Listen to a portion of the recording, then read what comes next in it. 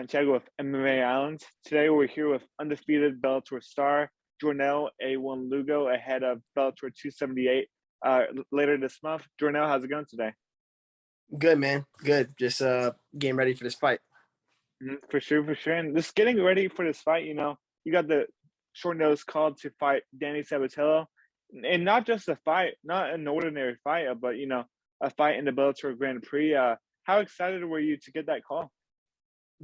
I was super excited, man. It felt like I want to fight. Just by hearing that, I was going to be fighting to get in the tournament. Whoever wins this fight fights Leandro Higo. So when I heard that, I was just like, bro, man, I was ecstatic, Thank God, honestly, because the fact that I'm even in this position to be in the tournament, it wasn't supposed to happen. Two people had to be injured for me to even get this opportunity, So God is good. For sure. And, obviously you have a wild card spot, you're not, you have to fight one more time before like basically everybody else. Were you kind of disappointed with that, or are you just grateful for the opportunity at this point? Yeah, I'm just grateful for the opportunities. It's more experience, and it's pretty much the same situation. Like, if we're pretty much in the tournament, because if you lose at any point in the tournament, you're out of the tournament. You lose a wild card fight, you lose the first fight, second fight, it don't matter. So it's all the same. You just gotta win every fight. So same situation. We just have one extra fight. I feel like this fight might be a little bit more personal given the history between you guys. Where did that history start? Like, where did the beef come in between you and Danny Sabatello? It's not a beef. It's not a personal thing. The same thing I say about him, I'll say about anybody who moves in his manner. Anybody who behaves like him or acts like him, says the things that he says, I would have a problem with. And I've seen him in the regional scene since way back. And he's over here saying that he used to call me out. And you seen the screenshot that I posted. I posted a screenshot showing that I called him out. And he never responded for years. And then when he got to Bellator, that's when he called me out. But then I gave him the same treatment he gave me. But yeah, like from way back when I see him fight, he was always a arrogant prick. Never touched gloves, always mean to everybody that he fought. And I think people like that are just terrible people.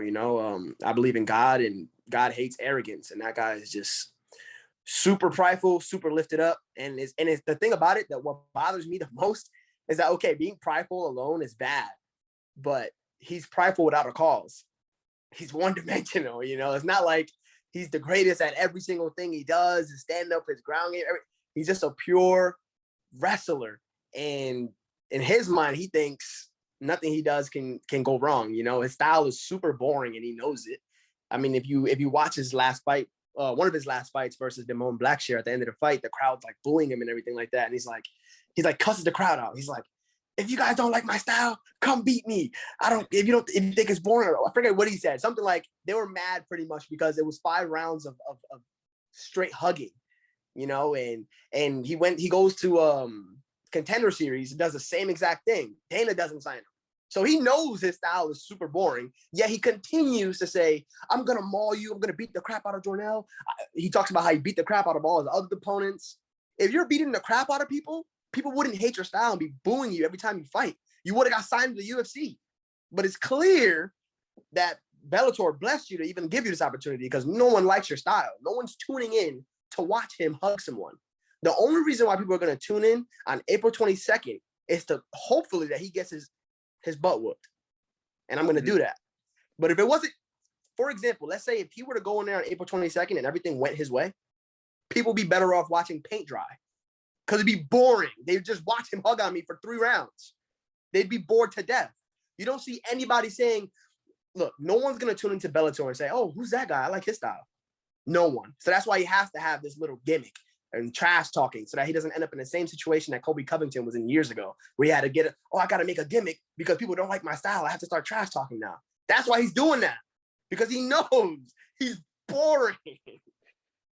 But it's okay. April 22nd, I'm not gonna allow him to be boring. I'm gonna whoop him. So it's gonna be a show. Do you think he would have got this Bellator opportunity to find the Grand Prix if it wasn't for his mouth? Like, do you think his so-called gimmick allowed him the opportunity to get inside this Grand Prix? I mean, I'm not sure. He does have a good win over Brett Johns. I'm not sure if that's exactly what it is, but it could be that. They probably want to have that little. They probably want to have somebody in there who's going to be running his mouth pretty much like another James Gallagher kind of, because he talks a lot, and so now that he's out, okay, let's see if we can get another loudmouth, someone in there that's gonna kind of hype things up. So it could be that, but it can't be his style. So I don't know why else they would put him in there. Mm-hmm. I know that you're not taking this fight personally. It's just business for you, like always. But has there been an opponent of yours that's talked this much trash to the media? Because every interview I've heard from him, especially mine, he says that you suck, that he's gonna leave you in a pool of blood. Like, has there been an opponent of yours that's talked this much trash before? I've had opponents that were negative towards me, definitely not friendly towards me. But no, I mean, look, the things that I feel about him are separate from the fight. When we go inside that fight, I'm going to be locked in and composed, and I'm gonna fight. I'm gonna fight how I fight.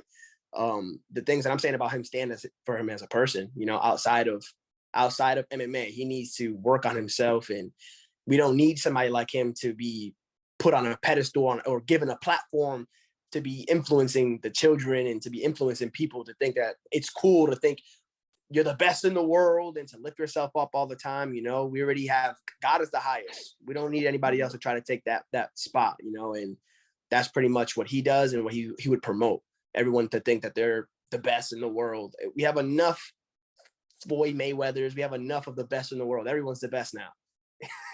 He did have a controversial comment. He said that he'd fight Jesus Christ in the cage, just because he'd be willing to fight anybody. What did you make of that? Well, look, that just goes to show more of that arrogancy I talked about. But over and over in the Bible, it talks about pride coming before the fall, pride coming before destruction.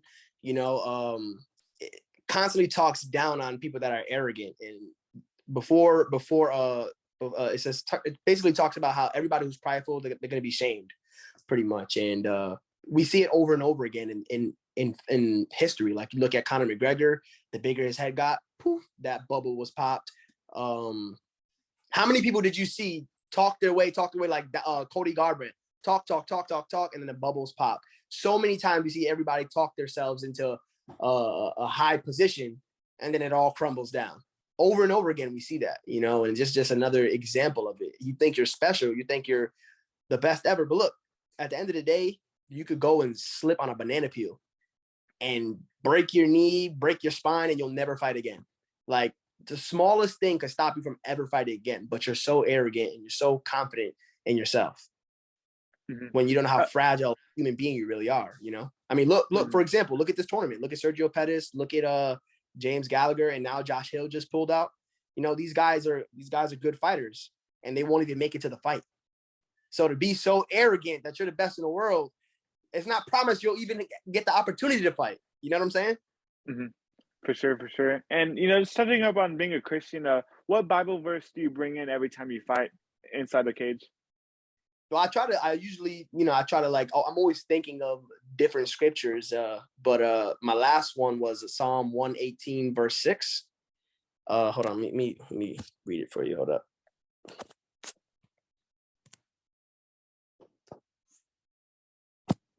So the verse says, "The Lord is on my side. I will not fear. What can man do unto me?"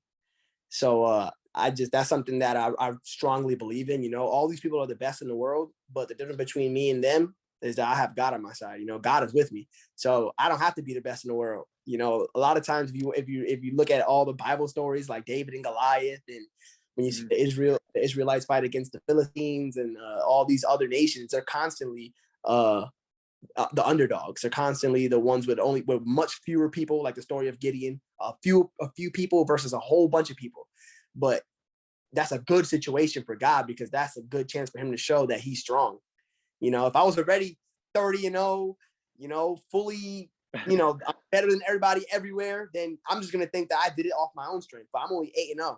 I shouldn't even be here, So the fact that I'm going in, I'm going to be the underdog. It's a great opportunity for me to show that God is with me. You know what I'm saying? That's the difference between me and them.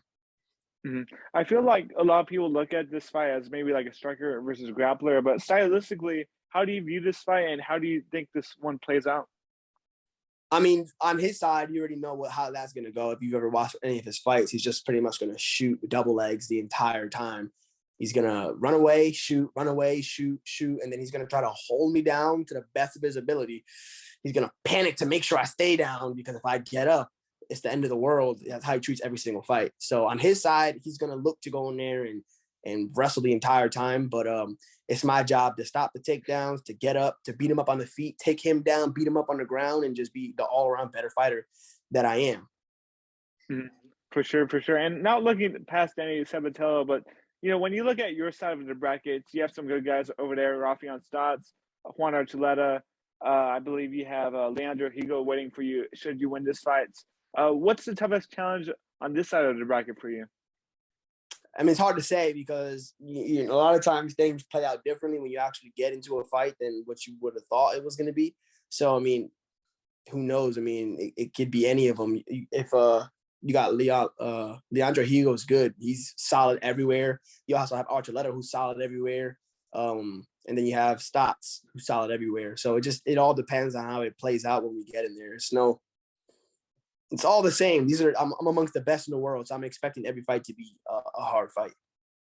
Mm-hmm. For sure. Then I asked the same question to Rafion Stotts and Danny. But would winning this tournament, this $1 million tournament, beating all these other bantamweights in the world, would that hold the same weight as maybe dethroning the undisputed champion Sergio Pettis? Do you think that would amount to the same weight?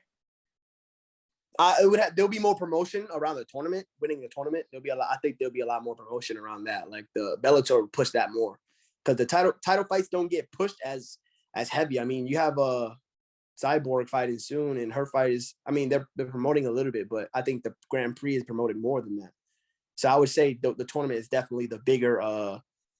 More eyes are going to be on the tournament specifically. So winning that would be definitely a great thing to do. Mm-hmm. For sure. And I don't know if you've had that much time to process this, but you said that you shouldn't even be here, but you are here, and you have the chance to maybe fight for $1 million. What would you like to do with that money should you win? Well, if I win the $1 million first, I got to tithe 10% to the Lord. I'm gonna be putting my brother on. I'm gonna be putting my brother on salary so he can soul win full time and knock doors and get people saved and preach the gospel. I want to do things for the Lord, to be honest. I mean, he's the one that blessed me with the money in the first place and put me in a position to even do any of this. If it wasn't for God, I wouldn't even be in the tournament. I wouldn't be able to train. I wouldn't be in this position at all. So I definitely want to do things for the Lord. I want to go on a cruise with my family. I've been thinking about going on a cruise for a while. Where to? I want to go anywhere, honestly. I want to go for 2 weeks straight on a cruise. But right now it's a little bit tough because of the vaccine situation. You have to be vaxxed in order to go on it. So hopefully by the time I win the tournament, that might switch around a little bit. But I definitely want to go on a cruise. I want to bring my whole family, my brother's family. I want to bring even friends. I want to get everybody go on a cruise and just go on for a couple of weeks and just enjoy it, But besides that, I mean, nothing's really going to change. I'm not super into anything really. I already have a nice home. I live in a home that I'm content with. I got a car I'm content with. Maybe I'll get another car, who knows? But there's nothing that I'm really I'm already happy. I'm good. I'm just gonna be grateful to God. Mm-hmm. For sure. And I want to touch up on your last fight. You went into enemy territory over there in Ireland. But what was the atmosphere like of the Dublin people, and what was it like fighting in front of Conor McGregor? Man, it was cool. The Irish people, one thing about them is that they're very big on their manners. If they hold the door, you don't say thank you, they're gonna check you. That's something that I like the Irish. They're real polite people and big on manners, real friendly people. I like them over there, and it was cool. One point in the fight when I was fighting against Brian Moore, Conor McGregor, I think in the third round. Well, somebody told me that it was him that was saying this, but I thought it was his corner. I thought it was Brian Moore's corner. They were telling him to throw an overhand. And I heard that. And I threw the overhand because I was like, I'm going to throw it. And I threw the overhand. And that wind up knocking him off balance for a second. And it was cool that he was saying it to him, but I used it and it worked for me, So, but it was definitely cool. Obviously he's going to be going against me because he's going with his fellow Irishman and he's his teammate and stuff like that. So it was a cool experience. And your next fight's going to be overseas again, but this time in Hawaii. Is this your first time fighting in Hawaii? Yeah, I've never been to Hawaii. I've never even been like to Cali or anything. I've never been to the West Coast. So Wow. yeah, it's my first time. What are you gonna do over there? Like any surfing? Like any tricks that you're gonna pull up your sleeve over there? I don't know, man. I got an extra 2 days. I leave on Sunday night. I fight Friday. I got my family coming, my wife and kids. So we'll probably just like look around and try the food. Hopefully go to the beach. Hopefully we have enough time to get a few things in while we're there. Mm-hmm. And what music have you been listening to prepare for this fight? And what's gonna be your walkout song for Bellator Hawaii?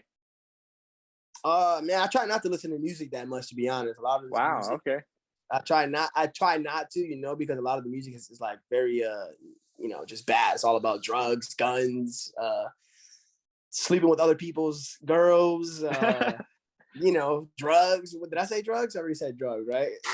Basically just violence, killing people. I try my best not to I just try to not listen to it so much, just because it's, to me, well, to everyone, influence is a big deal. So if you're listening to that type of stuff and watching that type of stuff, you're all around that type of stuff all the time, you're going to become that type of person, So I try not to listen to it. I do listen to it when I'm training, when I'm doing cardio though. When I do hard cardio, I listen to it. But I try to listen to like more like vibey music, more vibes instead of like hard hardcore hip hop stuff. But for my walkout song, I'm gonna be coming out to probably God's Plan, because Nice. I feel like me being here is God's plan, because I ain't supposed to be here. 2 people had to get knocked off. I'm only 8-0. You got other people like Brett Johns, who are from the UFC, great fighter, and he's wasn't given this opportunity. So for me to have this opportunity is just like, I'm just trusting in God. So I'm gonna come out to that song. Now that you brought that up, I believe Josh Hill pulled out of the tournament. Do you think Brett Johns might be the one to step in?